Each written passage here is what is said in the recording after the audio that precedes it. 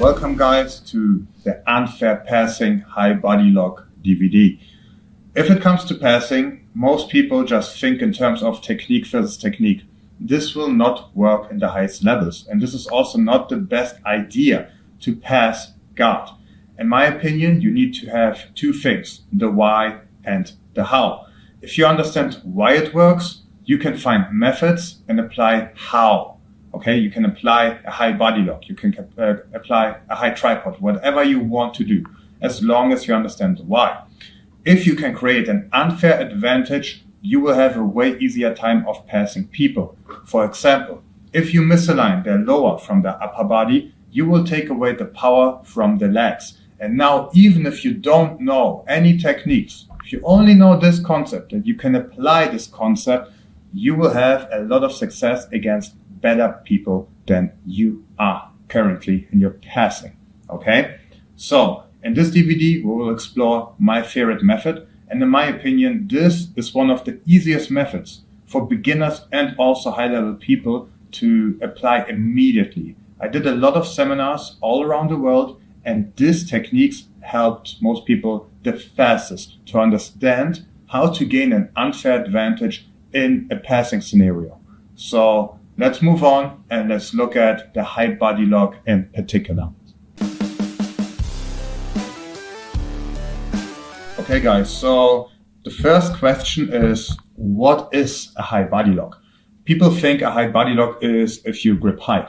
And there are definitely multiple people that sometimes grip higher when they pass. But it's not only about gripping higher, it's about why are we gripping higher and how can you use it to actually get the advantage. So in the next video, we will look at the differences or what the benefits are. So right now, I just want to present to you what a high body lock actually is. So if Linus turns with his back to the camera, and I think this instructional will be one of the easiest to show because you only need, I think, 1 to 2 ankles to see it from here. But a high body lock is everything, in my opinion, above the middle line of his back. Okay, and again, it's not only where I grip, but how I grip and how I apply my weight to my partner. So I prefer 2 different methods, and this is the high body lock semi-tripod. This is the normal high body lock, and the high tripod high body lock. It's like a hybrid between Joseph's stuff and my stuff. So as long as I lock above the middle line, I consider this a high body lock. And also you need to understand, I'm not just gripping it, I'm using the grip to put all of my weight into Linus. So for example, if I have a normal high body lock and if I fall with my body weight on the grip, this is where Linus will struggle. And this is where the most pressure comes from. If I just grip high, but I'm not applying any pressure into Linus, it will not really work. Okay, this is not a high body lock how I want to play it. Let us go back a little bit, Linus, so we can do it right here. Good. So, even if I grip slightly higher, let's say I get an S grip, a high body lock is not only the grip. So if I fall with the S grip here, he's not feeling any positive from my high body lock. I can't use my high body lock to gain a positive because he can still extend me very easily here. And now I pretty much just give him an arm to attack. But if I come to my head, for example, now my whole body weight is on the body lock. And now if he tries to push me away, it's not only hard, but if he really pushes, he is pretty much just passing himself. Okay, so a high body lock is not only where you grip it, but what you do with the grip. And you will see over this, over the period of time in this instructional, that we really prioritize the why and the how. If we understand why this works, you also understand how it works. Or if you don't understand it, this is the moment where you look into instructions, you ask your partners, and so on. But if you don't know the why, everything else doesn't matter. And one more thing before we move on, if you just try to copy everything that I show you here, or everything that Joseph does, or everything that Nicky Rod does, you also need to copy their body structure and their thinking, okay? But if you understand why it works, you can use your own character, your own whatever feels right, and then you can make it work. Okay guys, so now we will look at the benefits from the high body lock. Because a lot of people are asking, why should I go to the high body lock? I feel like my partner can put me in close guard. I feel like that I'm leaving my arms out, like I'm in danger, and my partner can attack a sumigeshi, or they can attack my arm or whatever. Understand that the high body lock gives you the benefit of the gravity. You can use the gravity plus your body weight to apply a lot of pressure into your partner. Okay? So, if I would use a low body lock, for example, I can control his hip. Okay, this is very good to control Linus's hip. But his upper body is completely free. And now he can use his hands to just push me away. Exactly. And you guys know this, that good low body lock players, they use their head, they're trying to push into the arms and so on and so on. And it's true that you're killing the lower body, but even if you pass here, okay, they still can push you away and give you a lot of troubles. So with the high body lock, if I do it correctly, okay, I can use the gravity. So again, I'm not just gripping high, I'm letting my whole body weight fall into my grip. And we will look at how to do so in the future of this instruction, like in a couple of videos. But if I really put my whole weight into Linus now, okay, gravity is helping me. So if he tries to extend me, it's hard. If he tries to grab and pinch headlock, for example, it's not that easy because my whole weight is on him. If I would just have a high body lock grip, but not a high body lock, if he now tries to pinch headlock me, it's very easy for him because you see everything is unweighted. But the moment I put my whole weight into him, now if he tries to use a pinch headlock, he can't just grip his hands around my body. It's hard. The other benefit of the high body lock, and this is actually why I think the high body lock is very valuable, is that you can hold your partner down after the pass. So, for example, let's say I do a low body lock and I pass my partner. Let's say I do the 2-on-1 that we all like, and now I pass my partner. You see how low I am? I'm controlling his hip line, but not his upper body. So he can turn away from me very easily, exactly, and now we end up in this position. If you can grab this hand perfectly, but a lot of times they just turtle from here. And if they turtle, now we have a completely different battle, okay? If you want your partner to turtle, perfect. But with the high body lock, you have the option. You can let go a little bit, or you can just hold him down. So look at this. So let's say I pass him with a high body lock. Okay, let's say I pass him right here, and you see I'm even on the wrong side. So he has the underhook.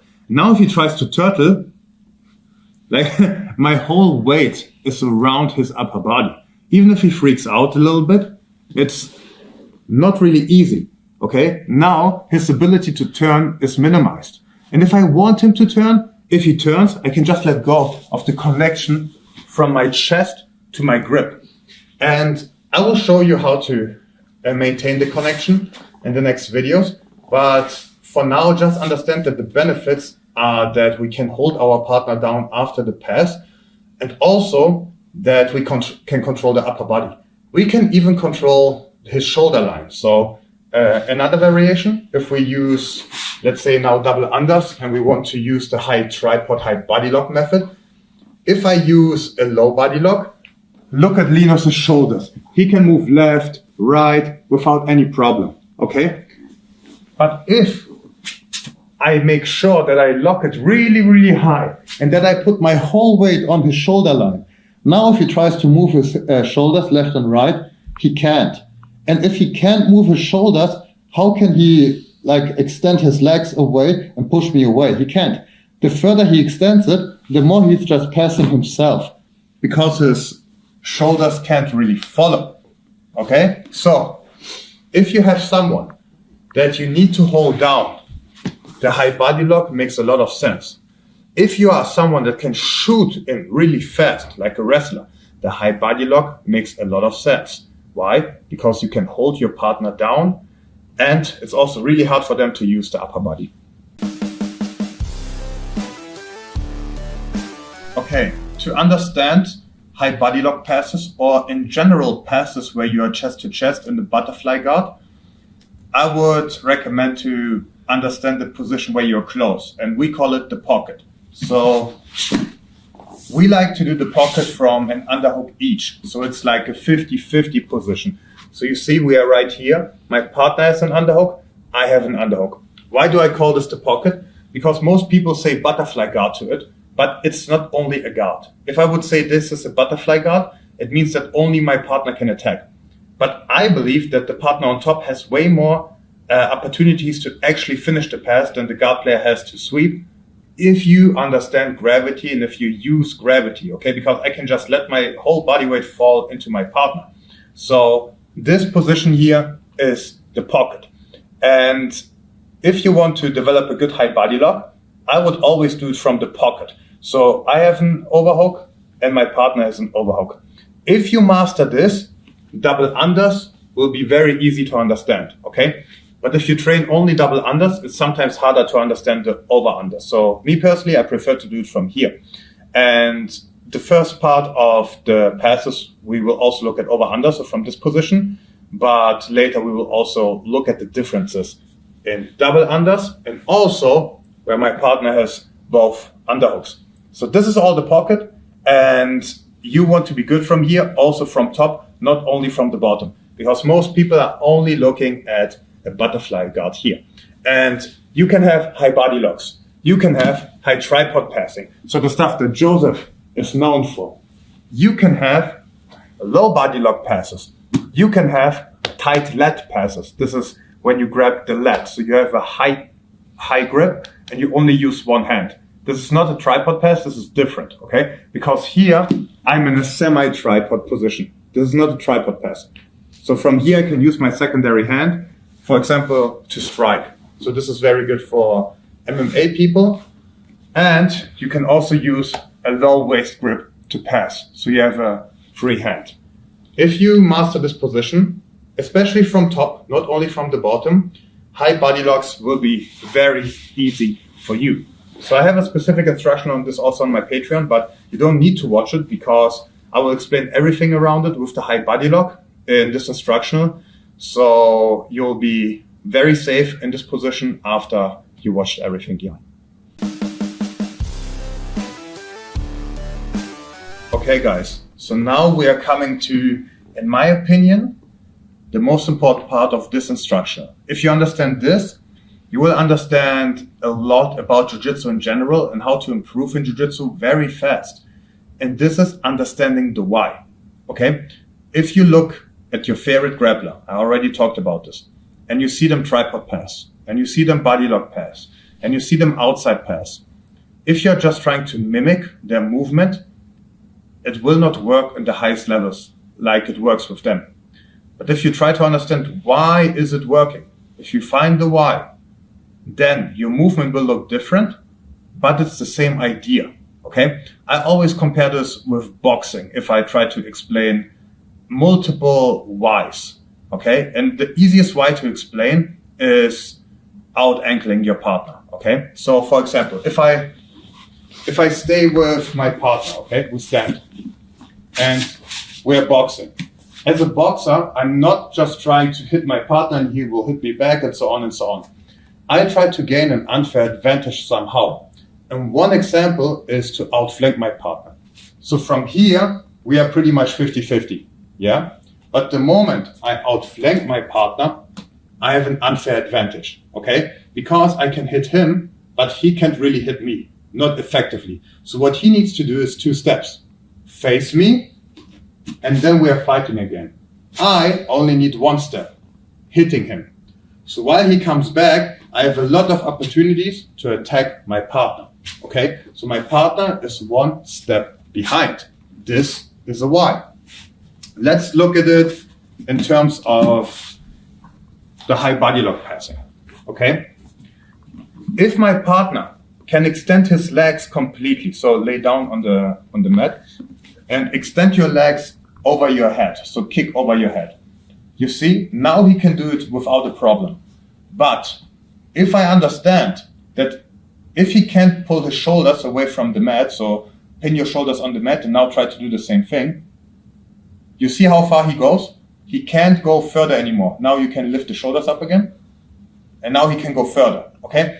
So the why is because he can't lift the shoulders off the mat. And we can create this scenario, okay? I can somehow, with my positioning, put his shoulders down. And then it will be very hard to push me away.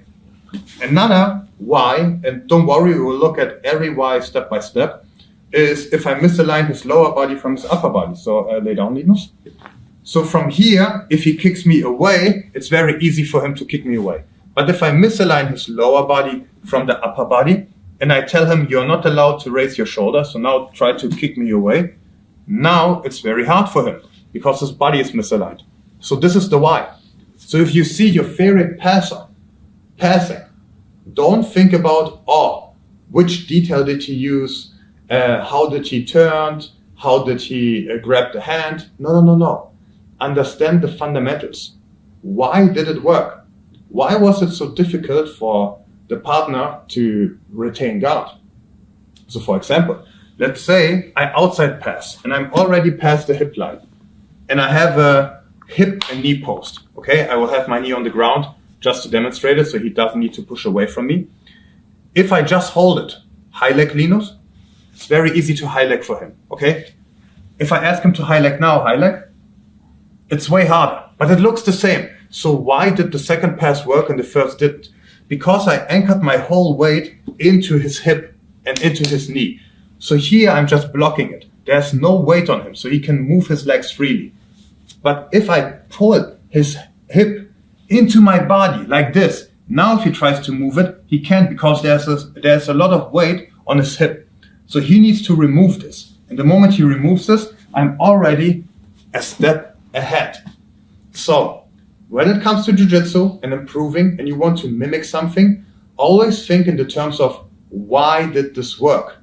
And then you can bring in your own character. And then maybe it will look different, but you will have the same result. Okay, so we looked at the why, and now let's look at the how. Because the why is only the understanding, okay, this is what I need to achieve. But obviously you also need to understand how to achieve the why. And this is where instructionals play a role, where your personality plays a role, where what you see plays a role, because it is different for everyone. Someone will walk the way with a bike, someone will run, someone will walk, but everyone will achieve the goal of reaching the distance, okay, or reaching the endpoint of the way. So in terms of, let's say, the pocket, because we want to master the pocket, we will understand our how by experimenting with it and seeing where we are the most talented. Because everybody has a position where they are more talented than in another. Some people are talented in everything, some people are not. So you need to understand where your talent is. This is why you want to start from this position in positional sparring and also in drilling, just to experiment with it and ask your partner. For example, if you're someone that is very strong with controlling the hips, so let's say a low body lock, let's say you're really strong and not only controlling the hips, but also having a strong head position. So if he tries to push on me, I'm so strong with the head that he can't really push me away. Then the low body lock makes a lot of sense for you. I would never try to pitch a high body lock to you if you tried it out for 2-3 months. You didn't have success with it, but we see that you're talented with the low body lock. Do the low body lock as long as you understand why are you doing it. So in the sense of the low body lock, you want to pin down the hip. If the hip is pinned down, this is the why. Okay? If you can achieve that somehow with a low body lock, with a low tight waist, go for it. If the high body lock doesn't make sense for you, don't go for the why, like pinning the upper body down or whatever. This is not for you. But let's say you have a lot of success, what most people do in the seminars. So I think 80-90% will be good with it. If you understand that you can easily put your weight into your partner, let's say we're using a high body lock where we semi-tripod, okay? So now I put my whole weight into my grip. If he now tries to move me and I feel it's very hard for my partner to move me, this is perfect. But if I feel that my hips are not very spread out, so I have a big problem of spreading my hips out, now he can just go to close guard from here, yeah? And I feel I can't stop the close guard, even with the knowledge that I gain in this DVD later. Maybe this is not the right thing for you.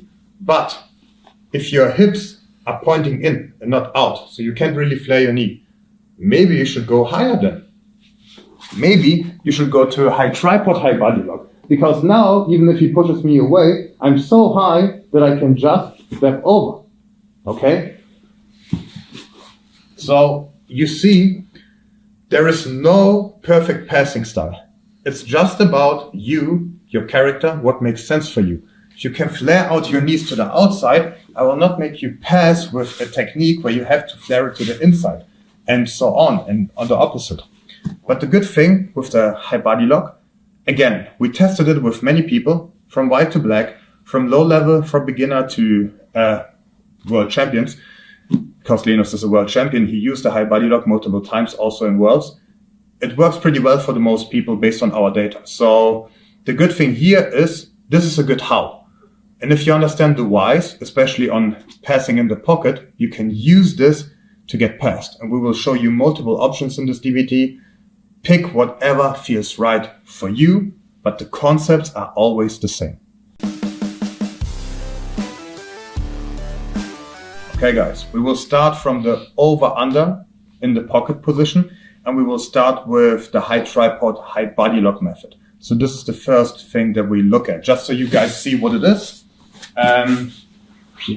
With the high, come a bit closer to me. With the high tripod, high body lock, we grip it very high, even higher than the normal high body lock, and we want to be on the ground with our head. Okay, so you guys see I tripod really high, but I still have a high body lock. Okay, if I would go a bit lower, this is already not the high tripod method anymore. Okay, so the difference is, am I with my head on the ground or with my forehead or no head? So if I'm with the top of my head on the ground and I can lift my butt very high, this is the high tripod, high body lock method. So we start from here. So the how is the high body lock, high tripod method, and we will talk about this in the next video. But in this video, I want to present the why, especially in this position. So the why it works, we talked about this already, is because I can pin down the shoulder line of my partner. And now I want to illustrate this so you can see what I mean. If I lay on the butterfly hooks of my partner while he's supine, it's very easy for Linus to just kick me over his head. Yeah, you see how easy it is? But if I ask Linus to not raise his shoulder blades, so he's not allowed to raise it even slightly, and I ask him now, can you kick me over your head? You see, it looks ridiculous, but it's true. Because, let me demonstrate alone. So you see, if my shoulder line is pinned on the mat, I can only extend my legs to this point. If I want to extend them further, I need to concave to be movable again. Okay? So if I deny my partner that he elevates his shoulders from the mat, he can only go until here. Okay? So all of the problems, all of the defenses will come from either extension or elevation of the shoulders. And this is also typically where my partner can extend. So if you can make this happen, that your partner can't raise the shoulders, you can pass him in a lot of positions, not only in the high body lock. So this is one of the strongest whys, in my opinion. And even in the crossface. So if my partner is laying down and I'm in a crossface position, if he can concave his shoulders from here, yeah, it's easy for him to just push me away, bring the knees back in and so on. But if I ask Linus to don't bring your shoulders away from the mat, try to retain here. How can he retain? Even if he tries to go to a knee elbow escape, he needs to concave first. Okay? So this is a very strong why in the sense of passing. And you can apply it from anywhere. If your partner's shoulder line can't move away from the mat, it will be very hard for him to use energy to push you away or to retain any position. Because if you concave, if you round up, this is good to get position inside. And only from there, extending makes sense. So now let's talk about finding the how. If I want to keep my partner's shoulder blades on the mat, the high body lock, high tripod method is the perfect how. I can use this to achieve this goal. Okay, if you find something else, use it. For example, a high tripod, what Joseph does, is also a good how to achieve this goal or to achieve this why. But me personally, I use the high body lock, high tripod method. So let's talk about positioning. If I use the high body lock, high tripod method from an over-under, I want to have my head on the overhook side, okay, on my overhook side. If I have my head on the other side, my grip will just be too high. So if I try to pass him here, he has an underhook that he can shoot through, and then I have a lot of problems, okay? He can do a lot of damage from there. I don't want this to happen. So my head will be on the overhook side. Now let's talk about the grip. I want to pin down his shoulder line. So I want to grip as high as possible without losing the grip. I look at the solar plexus area, and then I add an extra fist. So above the extra fist, this is where I want to grip. And I grip an S grip. Okay, you can have a leg up, you can have it down, doesn't matter. And the S grip also doesn't matter where you grip it. Okay, you can have it like this, you can have it like this. I grip the S grip on both sides with the same direction. And now I tuck my chin in and I fall on the top of my head. Okay, because I fall on the top of my head, my whole weight is on his shoulder line. But you see, I'm not bringing my legs away from the mat. If I bring them away, he can kick me. Yeah, exactly. He can kick me, and then his shoulders will come up from the mat. So my tipping toes are still touching the mat. Okay? So from here, I can ask my partner, can you please try to kick me over your face? Kick, kick, kick, kick, kick, kick, kick will be hard. And the more he kicks, the easier it is for me to just walk over my partner. And don't make the mistake of cross-facing your partner from here. If you use force, so if you push him with your shoulder, you're not using gravity anymore. You're using your muscles. So even if it feels right, pushing into his face with your shoulder, trust me, it's way more.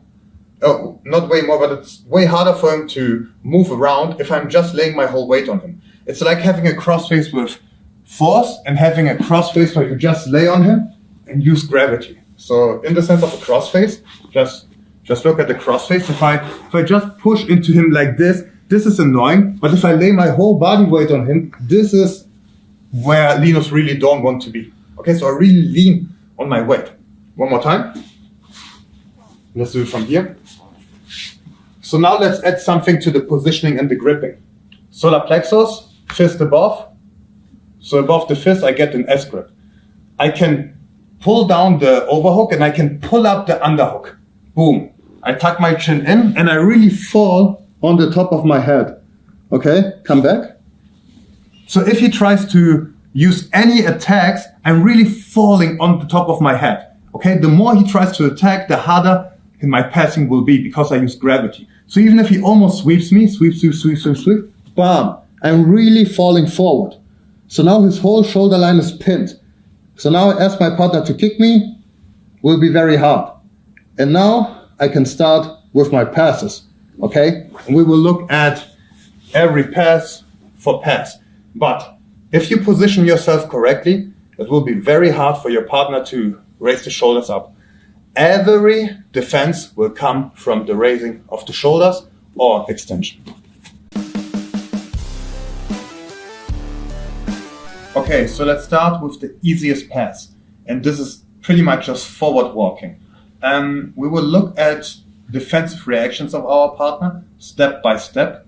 But let's assume the high body lock is so good that our partner is not really addressing something with the hands and we can walk forward immediately. Okay, so without Linus first.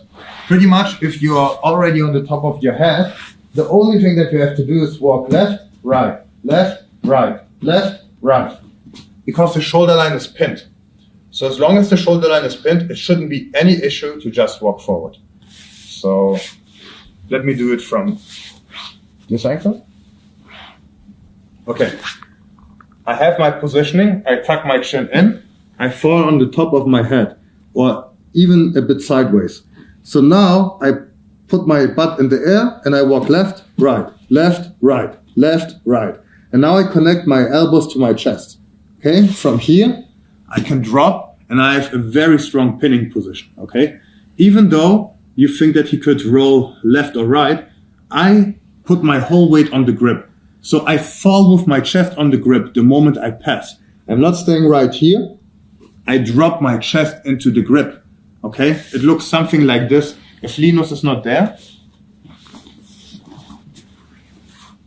the moment I pass, I fall on my grip. You see, I can't talk anymore, or not properly, because my whole weight is on my own grip. And this is pretty much like reinforcing the grip with my body weight. It's like sandwiching your partner more or less. Okay, let's do it from this angle. So you see my walking. I connected steering wheel, and now I come up to the top of my head. Left, right, left, right. Try to keep your knees together, Linus. Even if he tries to keep the knees together, as long as the elbows are not there, I can just continue walking forwards. And now I bring my knees to the inside to beat his knees. So now I can pass. Okay? So if his knees are very close to his chest, I still walk forward. Just think about the shoulder line. It doesn't matter how much he concaves from the lower body, because for complete concaveness, he also needs the upper body. Okay, let me do it one time so people see what I do with the knees from this area. So I fall on the top. I walk forward, have your knees connected, beautiful. I walk, walk, walk, and now I bring my knees to the inside. So now I can drop back and put my whole weight into my grip. Okay? And again, don't be afraid to really fall on the top of your head, because gravity will make it very hard for your partner to move around.